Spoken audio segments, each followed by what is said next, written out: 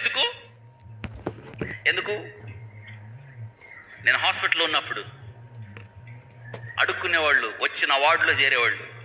ఎందుకంటే వాళ్ళకి బెడ్ ఇచ్చేది నేనే. వాళ్ళు ఏం చేస్తారు తెలుసా? హాస్పిటల్లో అన్నం పెడతారని వచ్చేవాళ్ళు మా హాస్పిటల్కి, వాళ్ళకి బెడ్లు ఇచ్చేవాళ్ళు నేనే. వాళ్ళు ఏం చేసేవాళ్ళు తెలుసా? ఆ బెడ్ల దగ్గర, ఫ్యాన్ దగ్గర, మంచం దగ్గర కూడా గొడవ. నా దగ్గరికి రికమెండేషన్ వచ్చాడు, అయ్యా 2 రోజుల నుంచి ఆడే పడుకుంటున్నాడు, నువ్వు చెప్పవాలి. తెలుసా, రోజు రోజుకి ఎక్కువైపోతున్నారు వాళ్ళు. నన్ను ఒకటిగా చేర్చుకున్నారు వాళ్ళల్లో. అది నా బాధ అంతా. వాళ్ళు ఏం చేసేవాళ్ళు తెలుసా? ఉదయాన్నే వాళ్ళకి బ్రేక్ఫాస్ట్ వచ్చేది, బ్రెడ్, పాలు అన్నీ తీసుకునేవాళ్ళు, తినేవాళ్ళు. డాక్టర్ గారు రౌండ్స్కి వెళ్ళాలి కదా, నేనేగా అటెండెన్స్ వేసుకునేవాళ్ళు. రౌండ్స్ వేసుకున్నాను, అందరు బెడ్ల మీద ఉండాలి, రూల్ కదా, గవర్నమెంట్ రూల్ కదా. రౌండ్స్ అయిపోగానే అడుక్కునే బెడ్ బ్యాగులు తెలుసుకొని వెళ్ళిపోయేవాళ్ళు అడుక్కోవడానికి. మళ్ళీ 11:30కి వచ్చేసేవాళ్ళు. అంటే 11:30కి ఏం పెడతారు? వచ్చి పడుకొని అవి తినేసి కాసేపు పడుకొని విశ్రాంతి తీసుకొని పడుకొని మళ్ళీ 4:30కి వెళ్ళిపోయేవాళ్ళు. మళ్ళీ డాక్టర్ గారు 6:30కి రౌండ్స్కి వస్తాడు, వచ్చేసేవాళ్ళు. ఒకరోజు సూపరింటెండెంట్ వెళ్ళాడు, వీళ్ళ గొడవ ఎక్కువ అయిపోయిందని నాకు చెప్పలేక,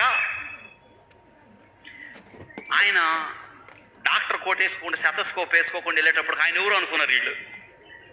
వెళ్ళి ఎవరు ఆయన మొత్తం బయట తెరవేసేయండి అంటే, అందులో ఒకడు అన్నాడంట, పని చూసుకోయా, మమ్మల్ని చేర్చింది ఆయన. ఎవరు అంటే ఆయన కన్నా నన్ను గొప్ప అనుకుంటున్నాడు. కనీసం బెడ్ మీద నుంచి కూడా లేవలేదంట, కాళ్ళ మీద కాళ్ళు వేసుకుని పడుకున్నారంట అందరూ. ఆయన అన్నాడు, ఆయన పిలవండి అన్నాడు. ఎవరిని? నన్ను పిలిపించారు. అది నేను అనుకున్నా. వాళ్ళు వచ్చి చెప్పారు, వాళ్ళు సూపరింటెండెంట్ గుర్తుపట్టకుండా ఆయన ఎట్టబడితే అట్ట మాట్లాడారు. వెళ్ళానండి, నేను నాకు చెప్పాడు 10 నిమిషాల్లో బెడ్లు ఖాళీ చేయమన్నాడు నన్ను. ఆయన బయటకు పోయిన తర్వాత తిడితే అంటున్నాడు, మాకెట్ట తెలుస్తుందండి ఆయన సూపరింటెండెంట్ అని. రాజమండ్రి వాళ్ళు మాకెట్ట తెలుస్తుందండి. నేనన్నా మొత్తం అయిపోయింది, ఇప్పుడు మీరుంటే నా ఉద్యోగం పోయింది. రండి బ్యాగులు తీసుకొని మొత్తం వచ్చారండి, 9 మంది. వాళ్ళు మారరు, వాళ్ళు ఏమన్నా పెట్టు, ఖచ్చితంగా వాళ్ళు అడుక్కునేది అడుక్కోవడమే. ఇక్కడ మన రామకృష్ణాపురం వెనుక మన చర్చిలోనే ఉండేవాళ్ళు, ఇప్పుడు లేరు వాళ్ళు.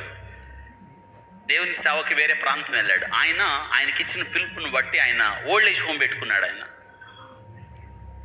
సరే వీళ్ళని ఎక్కడికి పంపాలని కూర్చున్నాం, 9 మంది. ఇంకా బెడ్లు ఇవ్వటానికి వీలు కాదు కదా. నేను అన్నాను, ఓ పని చేయండి, ఒక బ్రదర్ ఉన్నాడు, ఆయనకి రైస్ అవన్నీ మనం ఇచ్చేవాళ్ళం. మీలో చాలా గుర్తునే ఉండాలి, అన్ని కావాల్సినవన్నీ మన చర్చి నుంచి పంపించేవాళ్ళం. మీరు అక్కడ ఉండండి, ఆ బ్రదర్ మీరు పోషిస్తాడని నేను ఆ పాస్టర్ గారికి కాల్ చేసి ఈ 9 మందిని హ్యాండ్ ఓవర్ చేశా. తీసుకుపోయాడు ఆయన. నేను చాలా జాగ్రత్తలు చెప్పి పంపే వాళ్ళకి, బతికే కాలం వాడు బతకండి, ఏదన్నా మీకు బాగోపోతే ఇక్కడికి రండి, నేను చూసి పంపిస్తానని. వెళ్ళారండి ఆడికి. ఆయన బాగా చూస్తాడు, మంచాలు కూడా ఇచ్చాడు. వీళ్ళు ఏం చేస్తారు తెలుసా? సేమ్ మళ్ళీ 11ంటికి వెళ్ళిపోతున్నారు అడుక్కొచ్చుకోవడానికి. ఆయన అన్నాడంట, కోపం రాదా మరి?